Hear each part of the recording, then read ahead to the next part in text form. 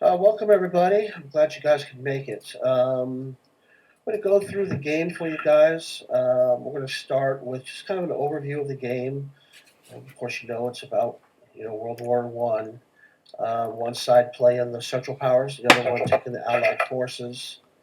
The This game is a block game, so I'm sure a lot of you are familiar with block games where you have the the strength values on one side of the block, and on the other side of the block, it's you can't see what the guy has. It's hidden information for you. So, what makes this game a little different than your normal block games? Most block games, the blocks have strengths from 1 to 4, and you rotate the block as you take hits. And a lot of times they'll have like a lettering system, A, B, C, D, where A is fired before B's and B's before C's.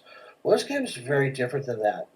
This game, a single block could be anywhere from a deception block with no strength at all the way up to 20 strength. And then you can see on the board that the German blocks are all showing to you. So we're kind of giving you this perspective if you were the German player and what you would see. And so the Allied forces are all flipped over and hidden from us. And you can see a lot of these blocks are ranging all kinds of different strengths. So what makes this game really good is for fog of war. People will, have no idea what you have and where you have it. So that's one of the really unique things in this game. It's one of the things Kurt wanted to do when he was designing this game is to make something really simple, plays relatively easy, rules are really short and not very complex at all. But with the fog of war, it makes a very tactical, very interesting game to play. Kurt is here with us today, and if you guys have any kind of questions that you want answered about the game, or mechanics, or philosophy, why he did a thing a certain way, feel free to just type in up there on the the Vassal type bar, and he'll answer any questions right up there for you. You can also interrupt me, just jump in, say, hey, I got a question, ask, I'll stop and try to answer it for you. So what I want to kind of do is just get started with the overview of the game. If everybody will go up, and at the top you'll see player aids. If you click on the player aids up there, you'll see a window open up, and at the very top left corner is a sequence of play. The game sequence of play starts with the advance the U.S. entry track, resolve the Eastern Front, and the production phase. All those three things are it's very quick. We'll go through those in just a minute and show you how they work. And then it jumps down into the action phase on number 4. And that's where you're actually moving pieces around on the board itself. And there's going to be a couple of different action phases, and then a strategic reorganization phase. We'll get into that in just a few minutes, and then it'll start all over again for the next turn. So what we want to do is we're going to start with the number 1 up there at the top. Other things that you have on here that you're looking at, we have some combat tables. This is a bucket of dice game where combat strengths on those blocks that you see range, like I said, anywhere from 0 to 20. If you have 15 strengths in a hex, then you are going to roll 15 dice. And you're either going to hit on 5s and 6s, or you're going to hit on 6s. And we'll go into that a little bit later. But we also have some tables that we're providing in the game. If you don't like the bucket of dice, and you'd rather just have a cross-referencing table, a CRT chart, then we're going to provide those also, so you can play either way. We've got the setup files that you don't have to really worry about right now. This is just for the Vassal module. What we're looking at on the board is actually the start of turn 2. So what we've done is we've moved stuff around, like the German player's taken his special opening move and turn 1. So what I want to do is I want to go into the German special move. If you look over on the right-hand side of the map, you'll see a turn track there. And on that turn track, the very first box up there at the top is the CP's special opening move. And what that does in the game is it allows the German player to take one action phase, number 4 on that sequence of play, and he gets to do all the things that he does during his. They're my dogs. It's 6:34 and So what the central player will do will take an opening move, starting with the air recon. So he'll do his air recon, then he will move his blocks, then he'll do any artillery fire if there's a contested hex, and then he'll do combat. And as long as he does not do anything in France, that special opening move is finished at that point. If he does anything in France by either, sending airplanes to recon or actually invading France, then France gets a second half of that. They get their half of an action phase. So generally, the CP player does not do that. He just gets into Belgium and starts sweeping around and doesn't go into France, so France doesn't get their turn. So what we've done is we've gone through that, through a whole turn 1, and now we're starting with turn 2. So what we're going to do is we're going to go ahead and open up the sequence of play again, so you can take a look. And the first thing that we're going to do is we're going to advance the U.S. entry track. If you'll open up the Naval War and U.S. entry track button, it's kind of right up in the middle top of the vassal module. Everybody click on that, and it'll open up a set of 4 windows there for you to look at. And at the bottom right-hand corner of that track is the U.S. entry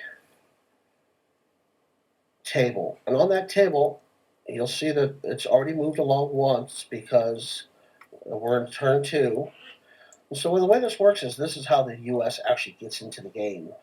And at the far-hand side of this, it's declaration of war. The U.S. will enter the game on the Allied side. So what we'll do to start the game is the turn is at the start of each turn, you're going to move the marker 1 to the right, and then it'll also move if the first time that the CP player declares unrestricted submarine warfare.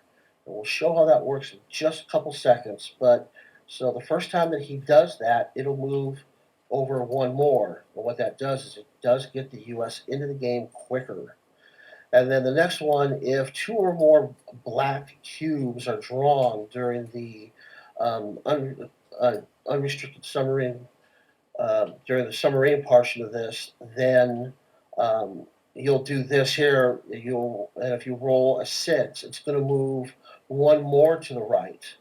So basically, and I'll show you how that all works in just a second. It's just a way that this thing is going to move quicker along to get the U.S. in to the fight. So we do that. We go ahead and we just go once right now, because we haven't done any of the naval warfare stuff yet. So the second thing that we're going to do is we're going to resolve the Eastern Front.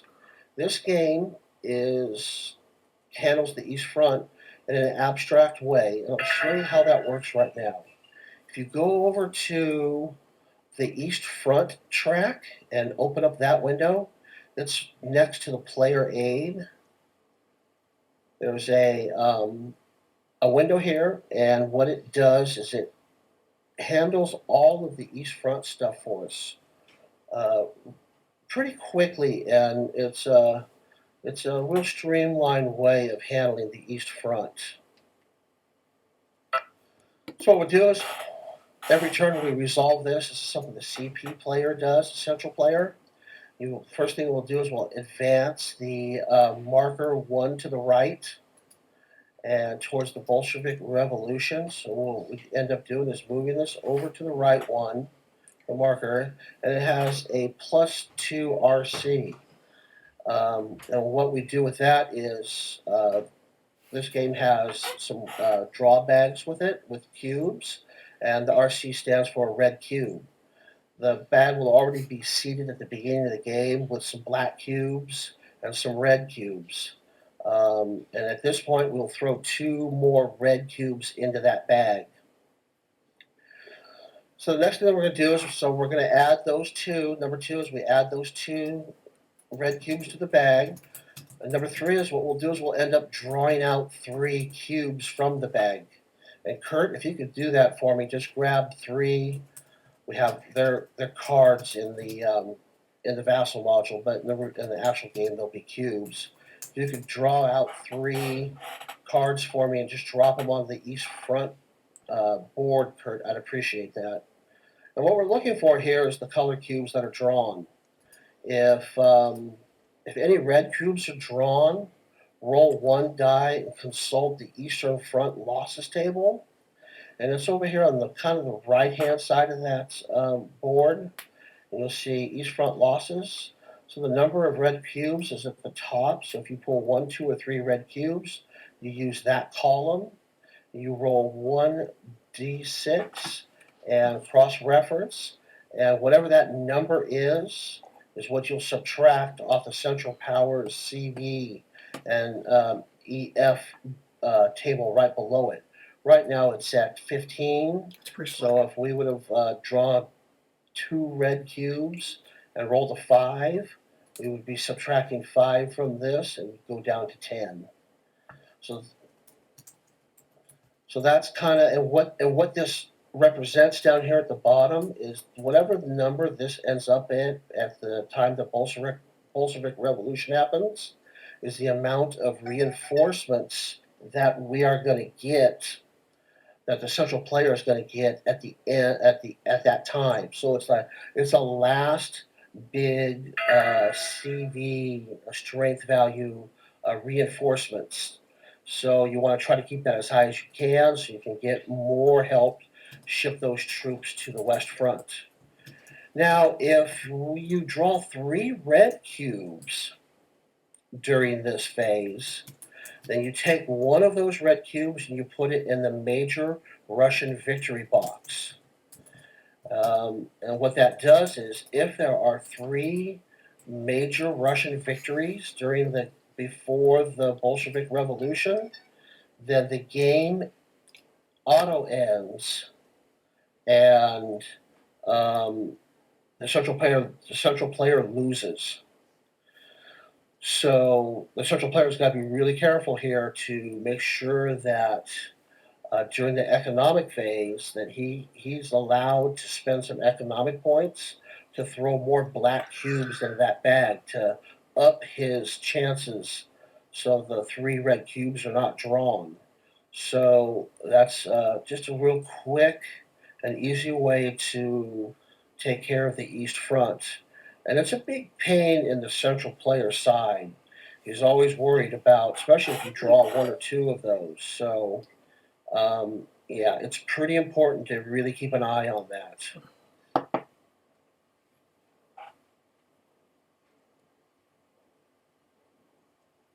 Okay, so what we've done is we've taken care of the East Front, and now we're going to go into the production phase. If you look at the sequence of play box again, table, we have a few things that we're going to do during this phase. We're going to do economic maintenance. We're going to deploy manpower. We're going to collect economic points. We're going to resolve the naval warfare. We're going to allocate those points. We're going to spend those points to do things. Then we're going to see if we're in supply with our units, and then we go into action phases. So I'm going to go through this production phase for you right now. So what we want to do is we want to open up, let's go ahead and look at the Central Powers, Econ and Tech button up there at the top right-hand side of your vassal module up there.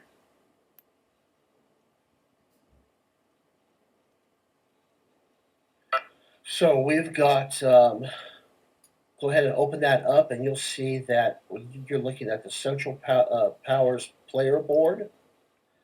Can everybody see that okay?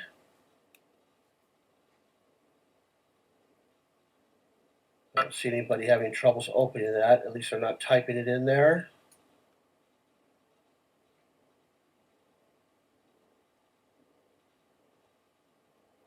I know there's a question here. If three get pulled at once, one of the threes go back into this. Yes, one does go back into the bag.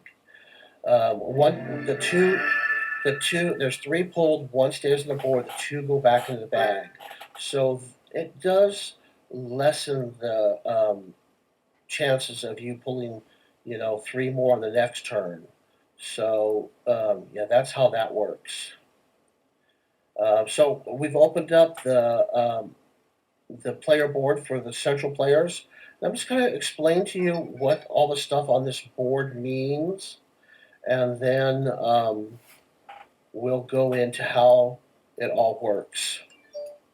Um, on the board, you'll look up at the top left corner. You've got military pieces, and I want to make sure that you guys can all see those.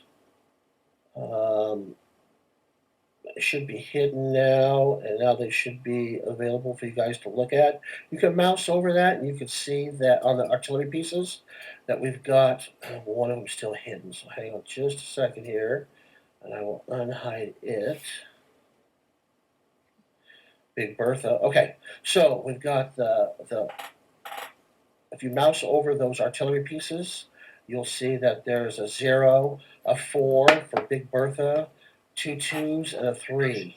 And those are the strength of your artillery pieces. And then what that correlates to is that's how many dice you throw. So if you're going to use Big Bertha, you will throw 4 dice. The 0, you're probably asking why do we have a 0? You'll see when we go and start to place these, it's actually a deception piece to kind of mess with your opponent. Because when you place these, they're hidden to your opponent on the map until it's time to shoot them, and then you reveal them. So you might want to try to throw your opponent off by throwing a 0 someplace where you're really not intending to do much battle, hoping that maybe he'll send some of his resources that way. And that's what the 0 is there for. And it works the same way with the air. Let me go ahead and reveal the air for you guys. You should be able to see the air okay now. Yeah. So they're open. If you mouse over the air, you'll see that in the air there, you've got 1, 2 strength airplane, 3 1s, and a 0. Again, the 0 is for deception purposes. And then you'll see that we have 4 different boxes here. 3 of them are colored kind of blue. We'll start with the left-hand side. And what that is the amount of artillery that we can support for the turn. Right now, the marker is on 12, which means we can have 12 strength of artillery. If we were over that, let's say we had artillery up here equally 14. Well, we can't use all of that. We're only allowed to use 12 because that's where we are right here. So you'd have to move 2 strength over to the used side that you cannot use for the turn. So as the game progresses, one of the first things we do during the economic phase is all these tracks subtract. And you'll see on the number ones on each of those tracks, it has a little -1. That's to remind you that all of the tracks will reduce by 1 every turn. So your economy is in a constant state of decline. And you're going to have to spend economic points to bring those back up so you can keep your numbers high enough that you can have shells to put in your guns, and you're able to move around on the board. So the far left one is for artillery. The middle one is for your aircraft. The aircraft works a little bit different than artillery. You can actually buy pieces of artillery. So right now we are totaling in artillery 4, 6, 8, 11, and we can have up to 12 right now. So during the economic phase, we could buy a 1 strength artillery and still be able to use it. So during the economic phase, when we're spending points, you have to spend 1 point to move this track up one if you want to get it up to 13, or you have to spend 1 point of economic strength to add 1 point of artillery strength. So it's a two-way spend there. On the aircraft, it's a little bit different. For the aircraft, you don't actually buy your aircraft. You are given an amount of aircraft to use for the turn, dependent on the number that this marker is on. So right now it's on a 5, and I'll just spread these out so you guys can make sure that you can see them. So what you get is 5 chits of aircraft plus plus a 0. So right now, it's on the 4, not the 5. I'm sorry, you are correct. It's on the 4. So we get 4 chits of aircraft, and you'll see 5 chits there. That does not include the 0. The 0 is always given to you basically for free. So if you have 4 chits of aircraft, the first one right now we have a 2, so we get 1 2, and then we would have 3 1s and a 0. If we do our technology to get more higher aircraft, you'll see down the bottom left-hand corner the technology down there for the aircraft. We're on the first one. That allows us to get 1 2 strength. If we were to move that over 1 to the right, we would have 2 2 strength aircraft, and in this case, we'd be down to 2 1s and a 0.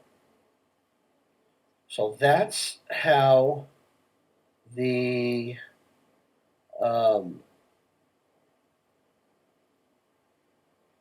on just a second. I moved something and it's disappeared.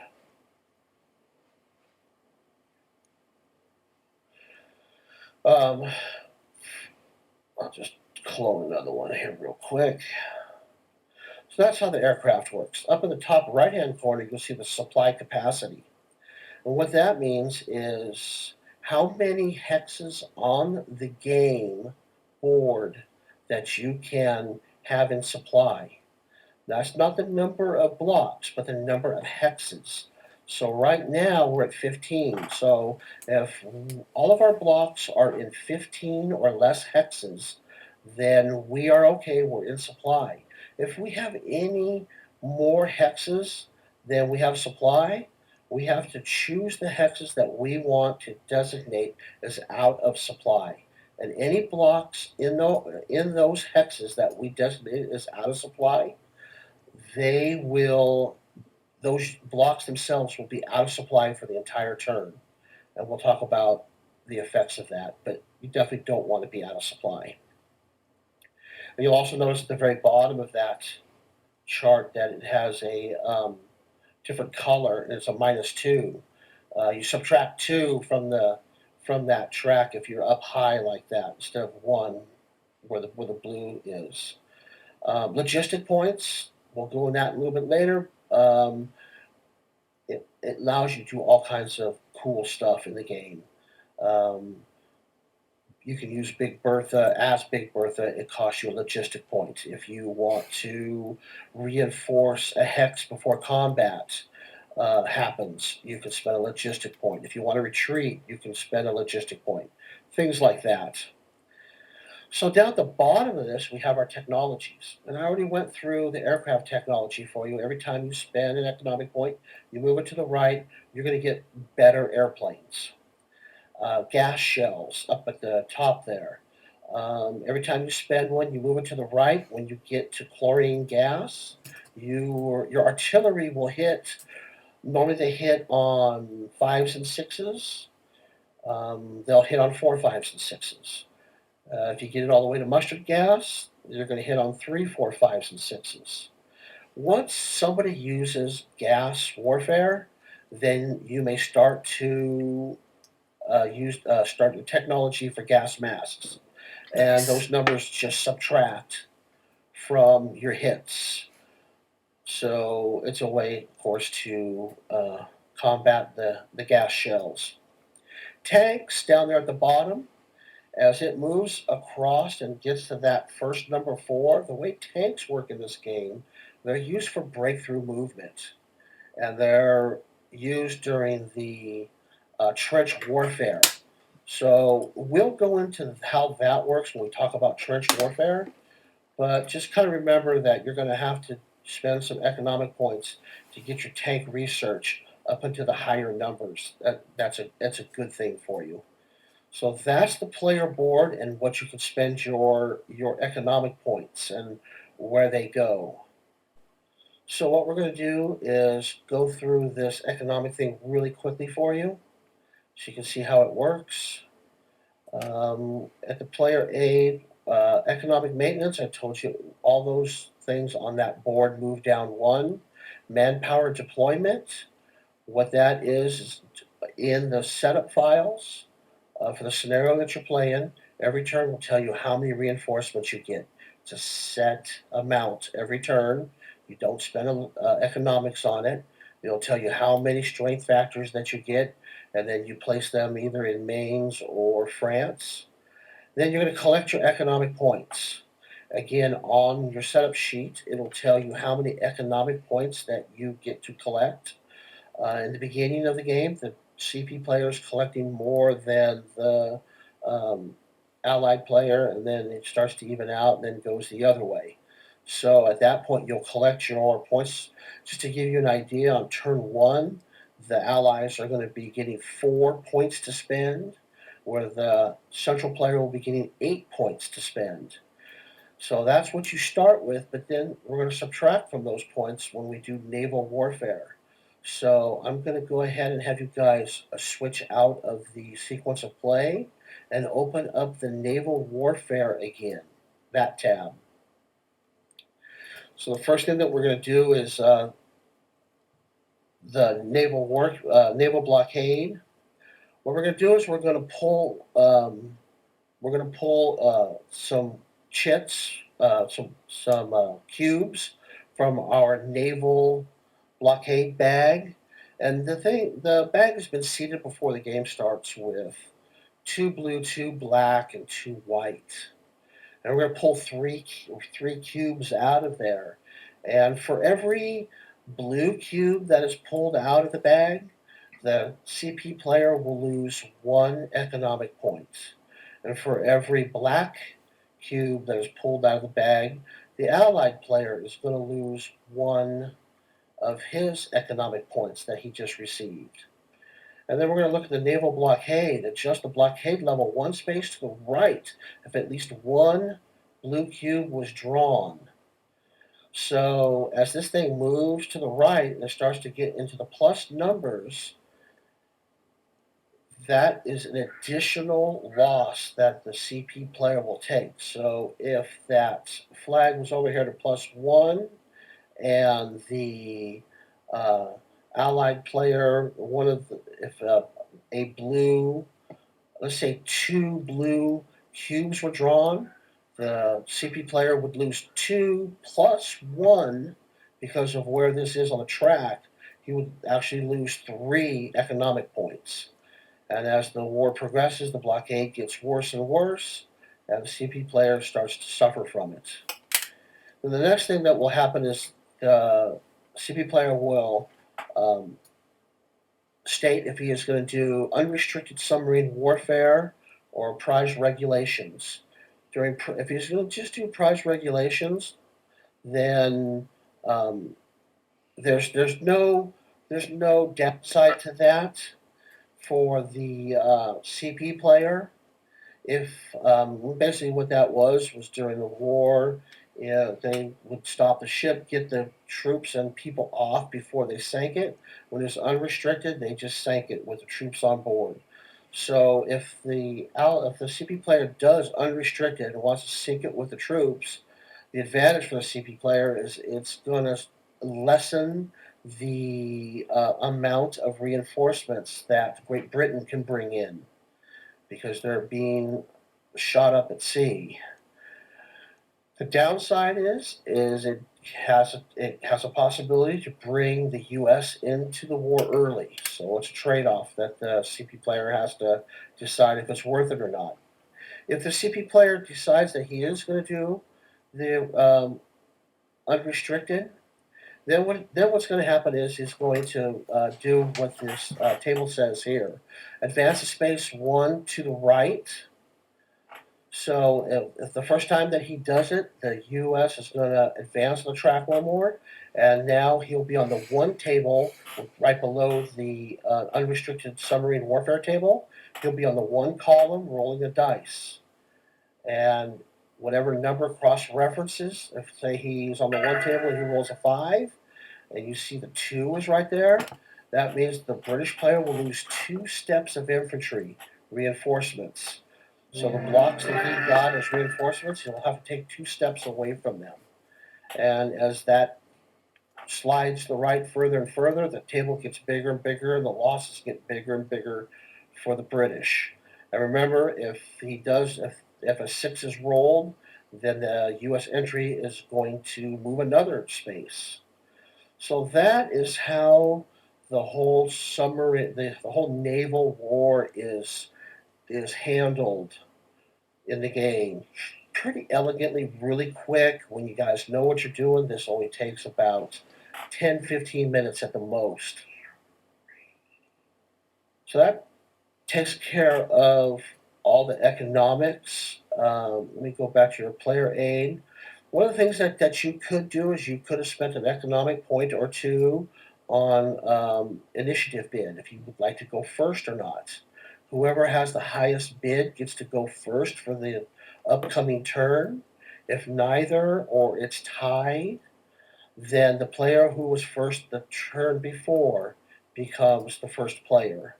And the CP player starts off as the first player in that special round that they have. And then you're going to allocate supply. Make sure all your hexes are in supply. They're not cut off from your friendly edge of the board. And that takes care of all the production phase. Now we're going to go ahead and get into the action phase and show you how that works. The action phase is divided up, as you can see on the turn track, into 2 phases. There'll be, let's just say, for instance, as standing right now, the flag's on the CP player, so he is the first player. He will take his half of the action phase, then the allied player will take his half of the action phase, and then artillery and air will reset, and then we'll do it again with the CP player taking an action phase, the allied taking an action phase, and then at the end of that, we go into the strategic redeployment, and then that turn is done. We go on to the next turn, starting with another economic phase. So there's basically 4 action phases per turn, 2 for the CP, 2 for the allies. What you're looking at on the board is we've kind of worked through turn 1, kind of where the CP player could be, should be. This isn't totally optimal, but it's just for demo purposes. And we have all of the allies hidden. So you're kind of looking at it from the German player's perspective here. And what you're looking on the board is you have a couple of different types of units on the board in blocks. You have the NATO symbol with the rectangle with the X through it. Those are infantry. The rectangle with a single line are cavalry.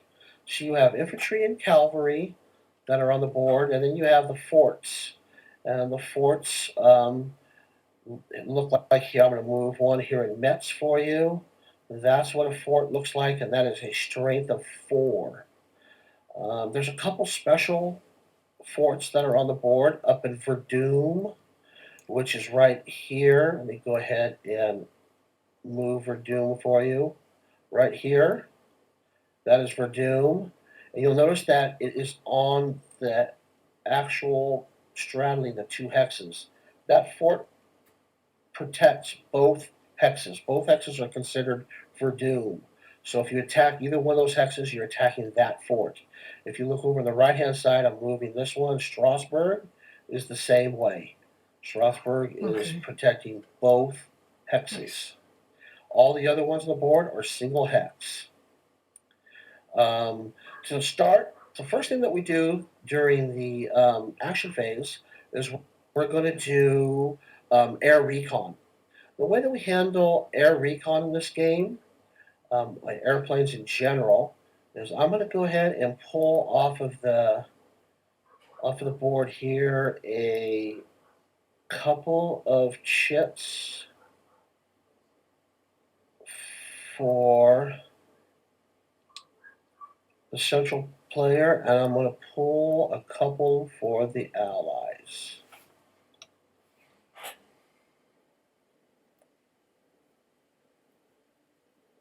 Now, one thing in this game is we have a force pool. And in the force pool, and you can look at them, they're up there on top, is a strict number of units that are in the game. During this game, if you ever have to make change with the units, let's say you have a 20 strength block and you'd like to break it down into maybe 2 10s, you can do that. And that's kind of one of the unique things about this game and how this block system works in this game is you can mix and match your strengths as you see fit. Before movement, you can break up big blocks into a bunch of smaller blocks and move them in all different directions, or you can combine a bunch of smaller blocks into a big block and move it. A lot of different ways that you can go with that.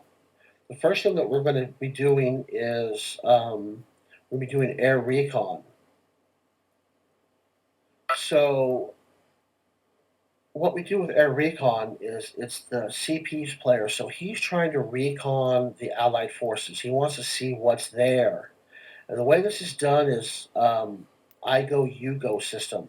So as a central player, if I was a central player, I would take one of my air units and I would drop them into a space. Now, you can see the 2 strength airplane that I put there. Normally, this thing would be turned, it would be hidden. So it would be like that, so you could not see. As the allied player doesn't know what strength you played there. Could be a 0, could be a 2, could be a 1, could be a 3. So everything is played in secret. The CP player plays an air unit, then the allied plays an air unit.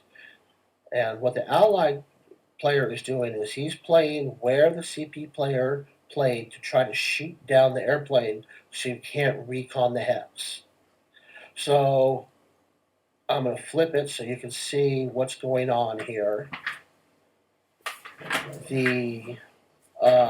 So the allied player says this is a pretty important spot. You know, it's a victory location.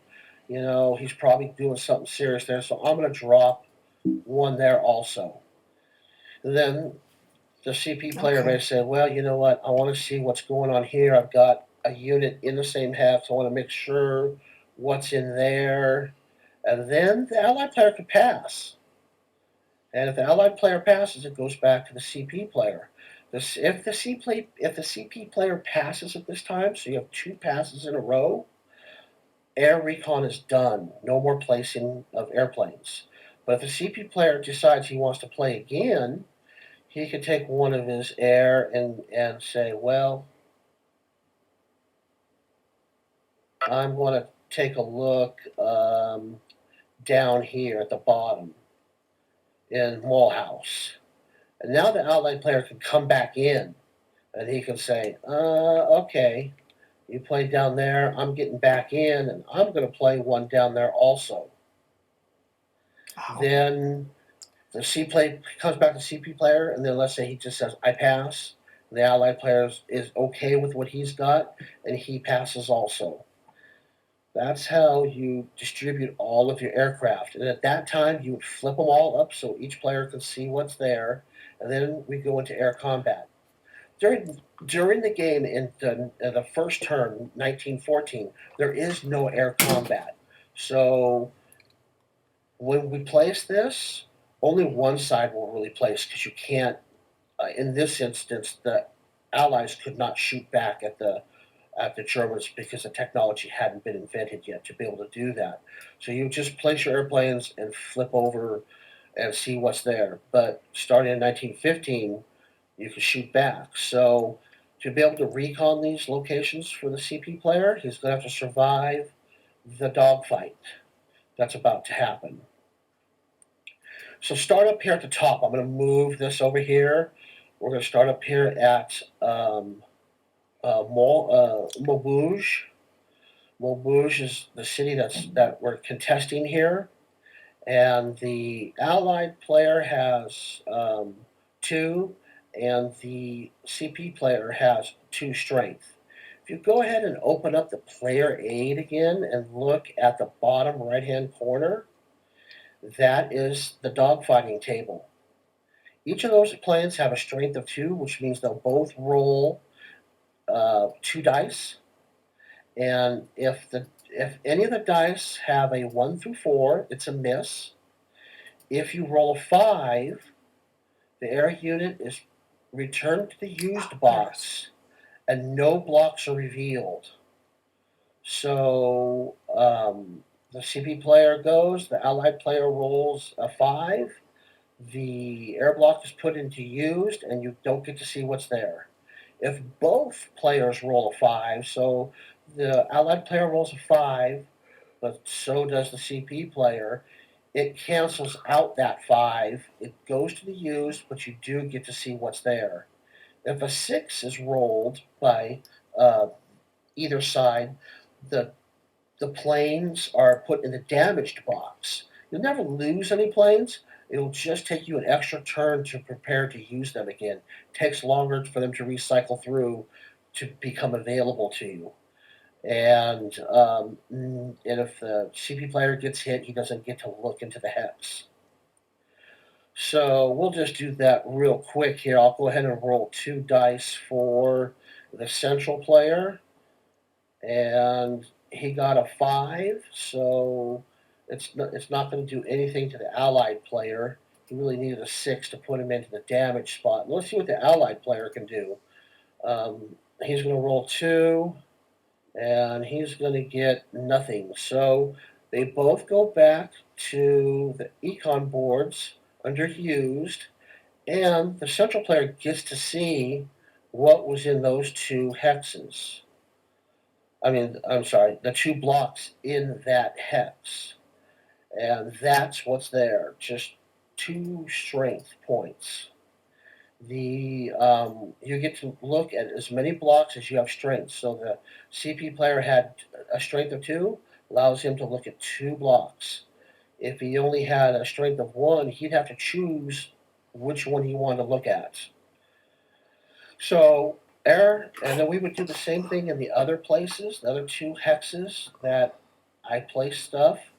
But we don't need to for the demo purposes, but that's how it would work. You would just work your way through all of the different hexes, and then the air is finished. All the air is returned. Now we do movement. Movement is very simple in this game.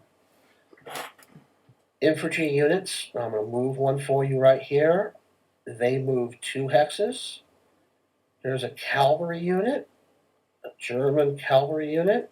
They can move up to 3 hexes. There are no terrain effects on the board. All the terrain you see are for flavor purposes. The only thing that matters on the board are the borders and the red cities for victory locations. So at this time, you can move your CP forces. So up here, I could take that 12. Let's say I wanted that 12, and I wanted to break it into 2 6s. I would go to the force pool for the CP player. I would grab 2 6s out of the force pool. I'd take the 12, and I would put it back into the force pool. I would take these 2 6s, and I gotta make them 6s first. And I'd put them into that hex there, and let's see, you should be able to see them now. And I turn that 12 into 2 6s because I want 1 6 to go 1 2 that way. I want another 6 to go 1 2 that way, and I want the 8 to go 1 2 that way. So that's how movement works in this. When you move, you can continue to move until you get into an enemy hex.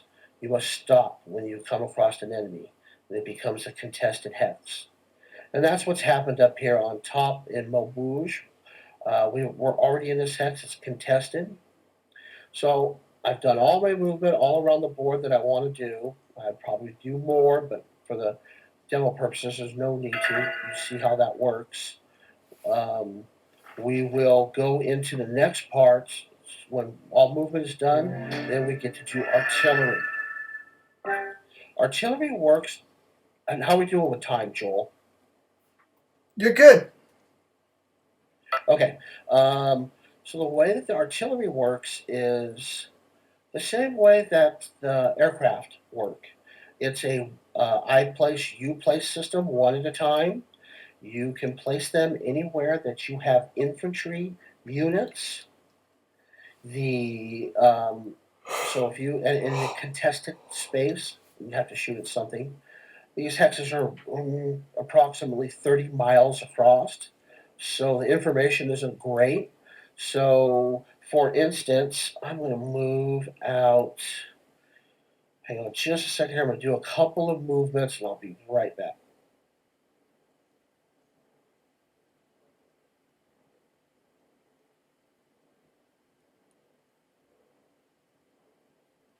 What I'm doing is I'm pulling out some artillery pieces for the French.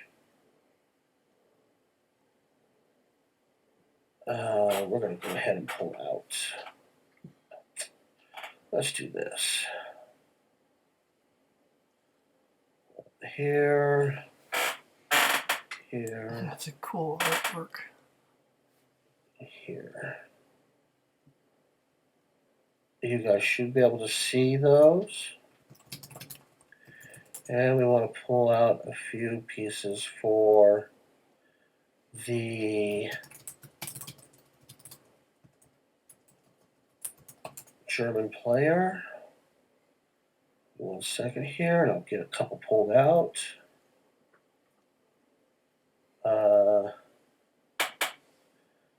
Let's go ahead and put Big Bertha out so I can show you how that works.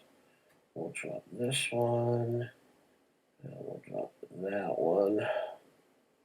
And this one. One thing I should mention when you're placing air or you're placing artillery, whatever you place in the top half of this turn, this is the CP player, half of this turn will not be available for you to use during the allied part of this turn. So if you spend everything in the CP player, you'll have nothing to react with in the allied player turn. So these would be hidden off board. You wouldn't see what they are. And it would start with the German player placing one, and of course it would be hidden. The allied player would not be able to see what it is. But let's just go ahead and place the 0, maybe down here at the bottom, where these aircraft should be gone. So let me get rid of those.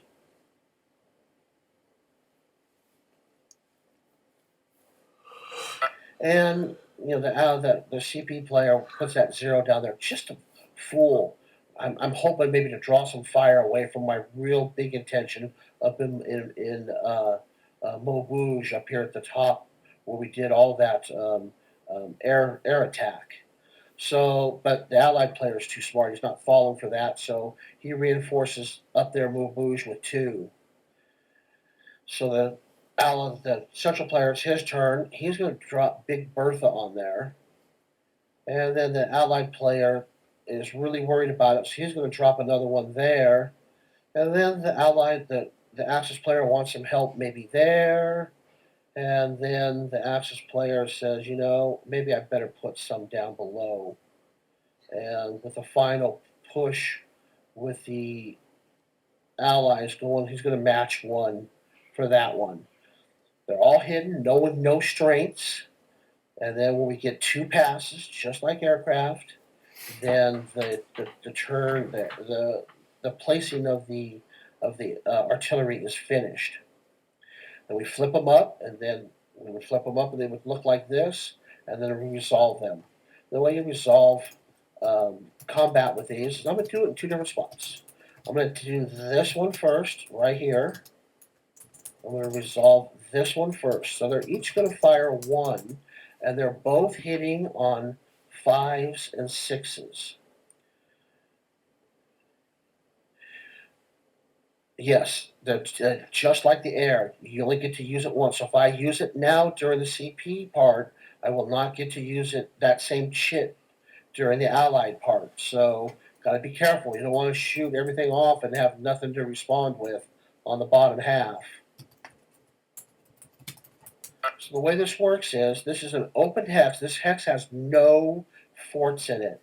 So if there are no forts, both sides hit on 5s and 6s. So I would roll for the Allies, and they would get a 6, and I would roll for the central player, and he'd get a 4, nothing. So the Allies got a hit. So the central player would have to subtract 1 from his strength. Well, he only has 1 strength there. Artillery can never kill the last strength point in a hex. So the Allied player wouldn't know what strength that block was. So the Allies put an artillery piece there, hoping to kill something, but you cannot kill the last infantry cavalry piece in a hex. So that would just be wasted. The central player would fool him. He'd turn his block and then put it back on 1. Like he took a hit, but he really didn't, because you can't lose your last one due to artillery. And you don't get to see a hex. Just because that German block is in that hex with the Allied, unless it was scouted or I actually send my troops in to attack, things stay hidden. That's another unique part of this game. You can have blocks from both sides in a hex, and they both can be unrevealed to each other. You don't know what's there. You can fire artillery back and forth at each other and secretly uh, take hits, apply your hits. But until you actually send the infantry troops in and go and get in close and personal, you won't know what's there. At that point, when you send in those troops, then everything gets flipped up and you can see what's actually there. So if you don't get it recon, you're just taking a chance. Again, these are like 30 miles apart. We're sitting in our trenches. I think I know what they got over there, but I'm really not sure, type of deal. Up on top, so we did the 2 there, and that one's finished.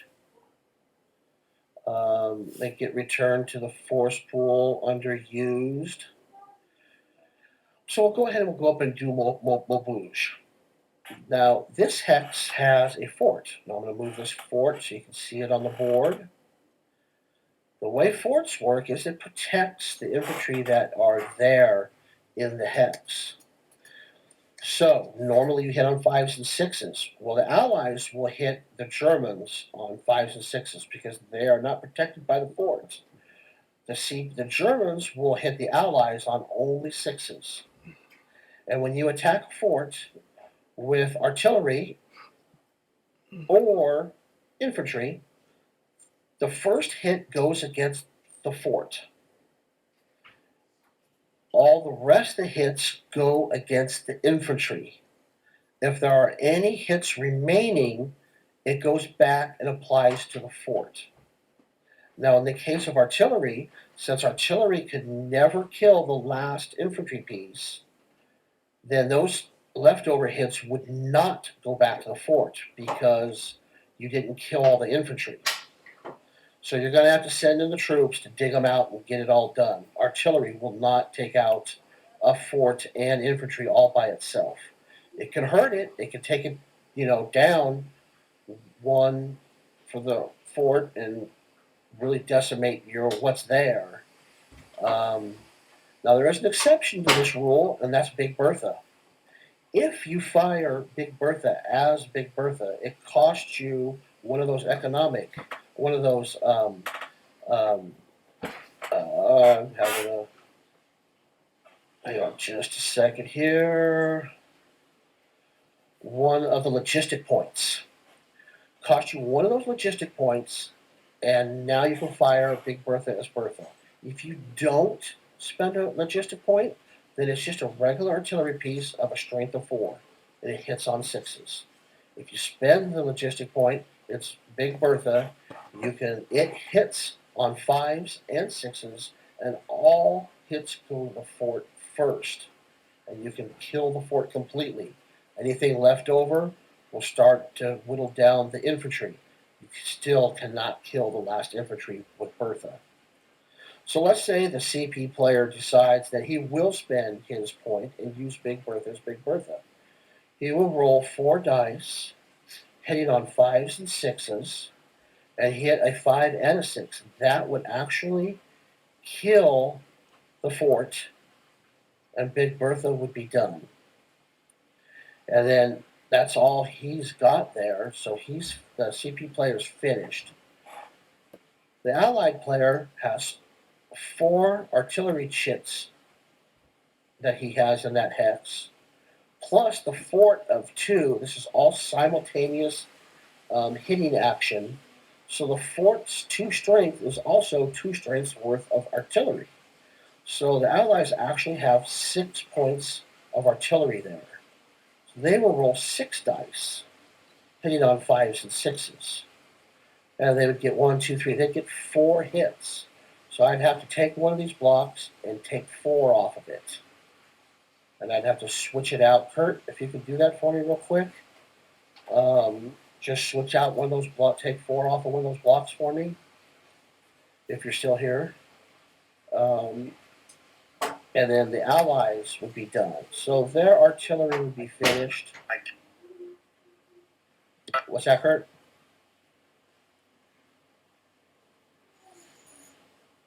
That's right, you probably can't do it.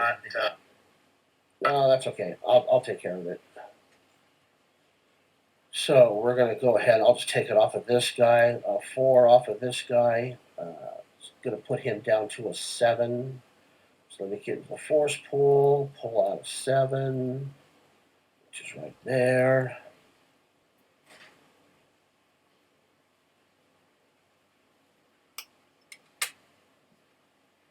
And let's rotate that. So it's a 7. So that's the strength that we would have after the attack. And the fort is gone. Now, forts can be fixed. If that fort survives this whole battle, and there's at least 1 strength point there left, you can spend a economic point and start to rebuild your forts 1 point at a time each turn. So get rid of those guys. So now the artillery is done, and it is time for the ground combat to happen. So during ground combat, we've got 18 and 7 is 25 and 1. We have 26 points to 2. So since the artillery is a separate phase, and since that fort has been destroyed by Big Bertha, now the infantry is hitting on 5s and 6s for the CP player also. So the CP player is going to roll 26 dice, and he needs a couple of 5s and 6s. He's got plenty. With the Allied player rolling 2 dice, and he'll get 1 hit on a parting shot. So let's just get rid of the cavalry just to make it easy. And these 2 would be gone for the Allied player. Now what happens is the Since the attack was successful and killed everything in that hex, the CP player gets to find the shit for it right now. Hang on just a second.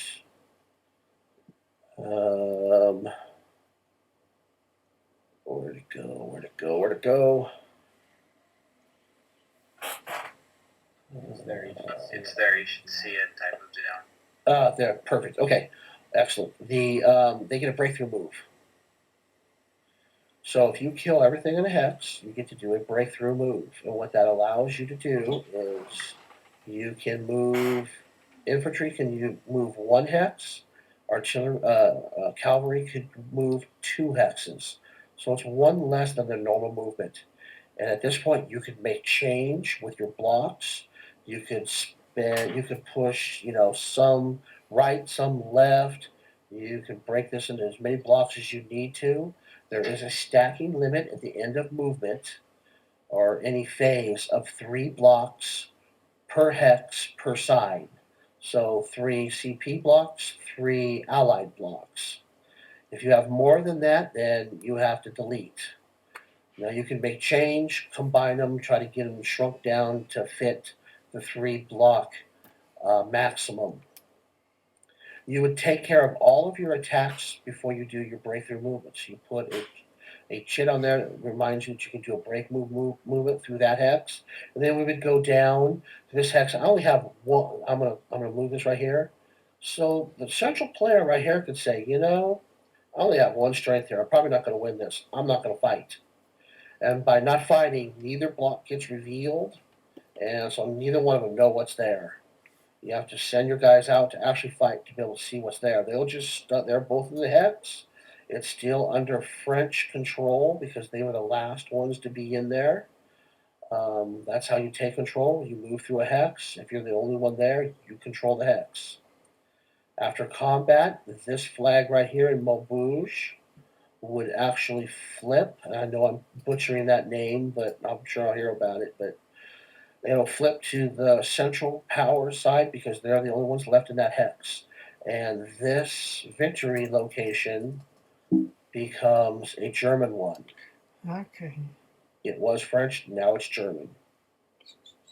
And we would take care of all the combats that and all the contested hexes before we go on to breakthrough movement. Breakthrough movement, we only have 1 spot that, let's say we were actually able to kill everything. These guys could take another move. So now they could, if you wanted to, go all down into here like this and have another round of combat with that 4 strength block. Now, things that could happen. The allied player has a logistic point. He could spend it to retreat, to get out of there before the combat happens, and there'll be no more breakthrough because you only do 1 breakthrough per turn. So he would be able to get away, and then this would actually revert into German controlled because they're the last ones there. If he stayed, then you'd fight another round of combat. If you kill him completely, you don't get another breakthrough. That's how breakthrough movement works during the mobile war. The mobile war lasts until somebody declares trench warfare. And I'm going to go into that in just a second. Anything that I've said confusing? You guys kind of get the gist of how this works? Did you hear me, Mike? Yeah. No, I didn't hear you. What, did you have a question? No, I was just saying that when you retreat, though, you would have still had to have left 1 guy behind there, right? That is very true. When you do retreat, you have to at least leave a block behind. Now, it could be a deception block, but you have to at least leave 1 block behind. Okay, so I'm going to go into strategic redeployment, and then I'm going to talk about when trench warfare happens and the differences. There's just a couple, but they're big, really big differences. Strategic. So what would happen is we just took our CP turn. Then the allies would take their bottom half of this, take their turn, and then we would move the turn track, along one, and we'd repeat both of those. CP player would take a turn, Allied player would take a turn, and in between those, that moving, we would reset the artillery in the air. So it goes CP turn, Allied turn, reset all air and artillery.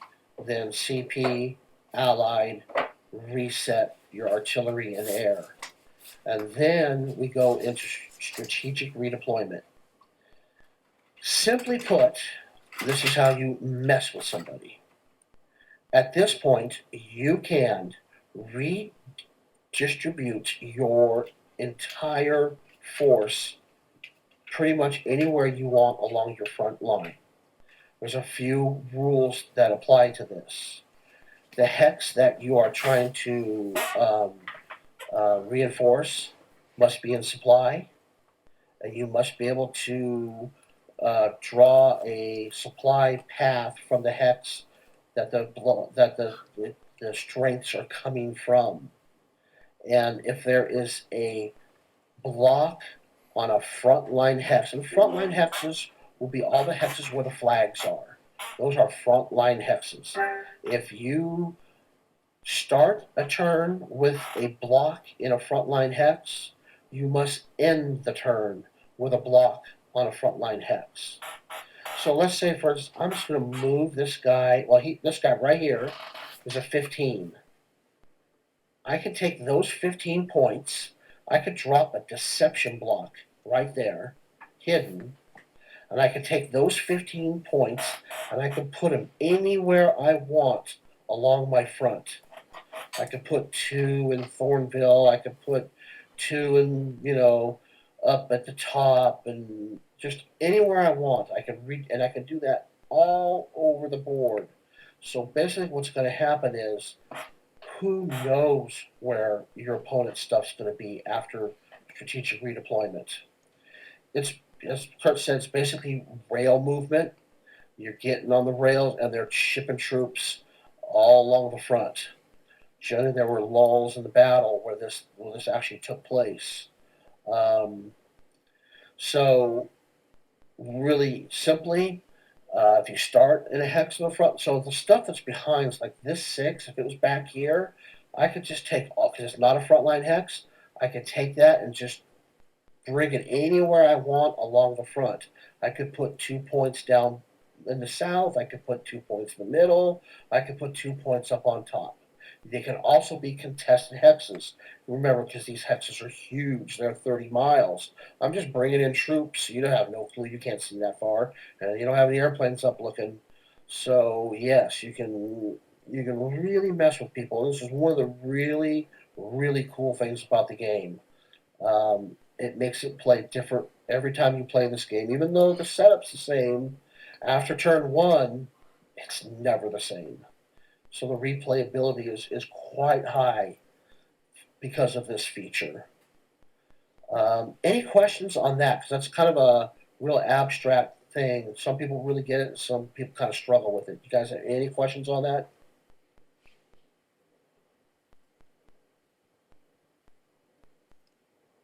All right. Well, I guess I explained it fairly well then. So I'm going to go into trench warfare. What we've all been doing here so far is mobile war. And the mobile war lasts until this marker gets to right here. At the start of turn 3, it passes up this trench warfare marker. During the economic phase of each turn, it's not written in our play aid yet. It will be. One of the things we got to change. There'll be a spot exactly where either player can announce trench warfare. If that happens, and let's say it happened this turn, we move it there, and we know that trench warfare is in effect. What are the differences with trench warfare? One is attacking is no longer simultaneous. Defense fires first, applies the hits, attacker attacks with what he has left after he's gotten his hits applied to him. So no more simultaneously attacking. The other big one is to be able to do breakout movements are much more difficult. And now we go back to our tanks. Remember in the beginning I talked about getting your tech up on your tanks. That first mark, if you want to go back to the CP Econ and Tech board, you'll notice the tanks. As you move the tanks along the right, the first box you come to is a 4. So let's just assume that that's where we're at. We're at the 4. To be able to do a breakthrough movement, you must have actual tank pieces, chips that you have purchased during the economic phase. You may purchase armor. And the way armor works, I'm just going to pull a couple of these out to show you. If you want to do a breakthrough movement, you must allocate armor to the hex. So for instance, I'm just going to just show you this right here. I'm going to move this right here, that hex right there. Let's say before we do combat, I would say, well, I want to allocate a tank right there, so I can do breakthrough movement. What happens is, if I'm successful and I kill everything there, and I do get to do a breakthrough movement, I get to move amount of CV, strength values, that is equal to the number times that number that's on the econ board. So that econ board is a 4, and I have a 2 strength tank here. 2 times that 4 is 8. I could move 8 strength points during this breakthrough movement. Gotcha. So breakthrough becomes much more difficult because you have to actually commit your tanks before the battle happens. You got to win the battle. You got to make sure you have enough strength points allocated to move enough troops that you need during your breakthrough. So that's the difference, how breakthrough movement happens during trench warfare. And that's pretty much the only major differences in the trench warfare, is you just can't move around as quick because of the limitations on the tanks and stuff. And the big thing, simultaneous attacking. Do you guys have any questions? I mean, that is pretty much the game in a nutshell. Talking about victory locations, after each turn, you count up how many locations you have, including the ones that are in your own territory. So Mainz in Germany counts for 1 victory point for the Germans.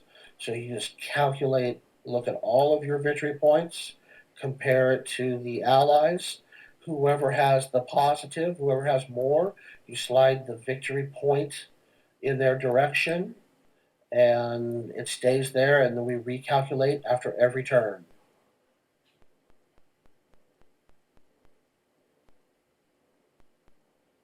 The whole economic board really impacts what's going on this board.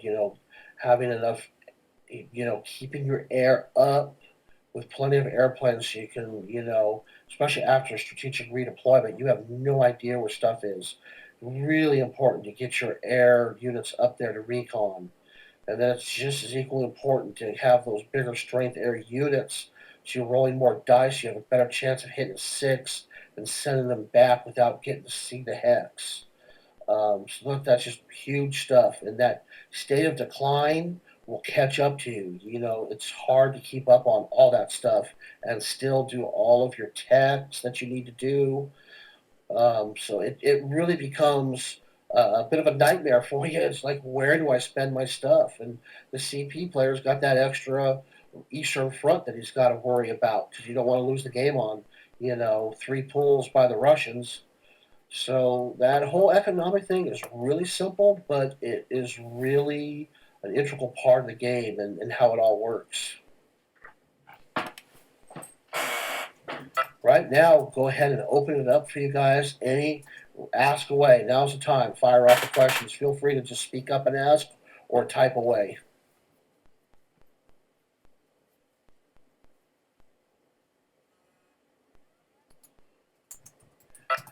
Well, that's a good question. That's at the beginning. This kind of has a curve to it. It's actually really difficult to be the CP player in the beginning of the game when you're a newbie at this game. It's hard to really make optimal moves. Once you play it a couple times, you realize all the mistakes that you make. But what's going to happen is that in the beginning, the French are going to be a little bit ahead in points, and CP is going to the Germans are going to catch them around turn 3. This is kind of as an average normal game. They're going to catch them around turn 3, 4, and they're going to go ahead by a bit. And then towards the mid to late game, the Allies are going to come back. The Americans are going to come in. They're going to be getting more reinforcements. And then the CP player is going to try to hold on to the end to hopefully outlast them. So it's a bit of a back and forth thing.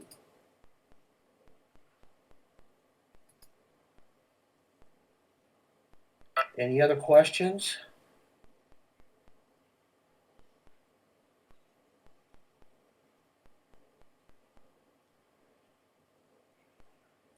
Yeah, this game is really cool. It's really fun. I mean, as you said, it looks really fun.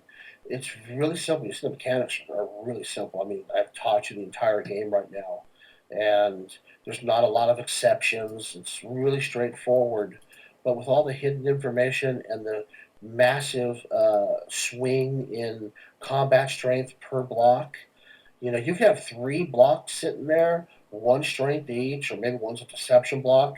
You may look like you're really powerful. You got 3 blocks there. Oh no, but there are like 2 strength points there. Or you can have one big old 20 sitting there. So it just really messes with you. And it makes really for a fun game.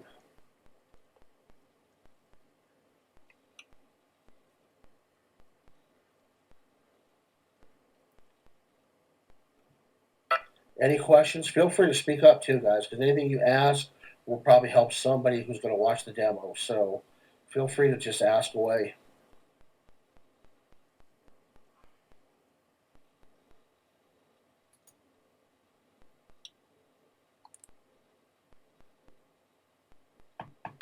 Well, that's going to do it then for this demo. It will be up on the GMT YouTube site shortly, hopefully. And if anybody, your friends, weren't able to make it, just steer them in that direction and they can check it out there. Guys have any other questions? If not, thanks for joining today. We really appreciate it. And for any of you guys that have, P500 it, we want to thank you for your support.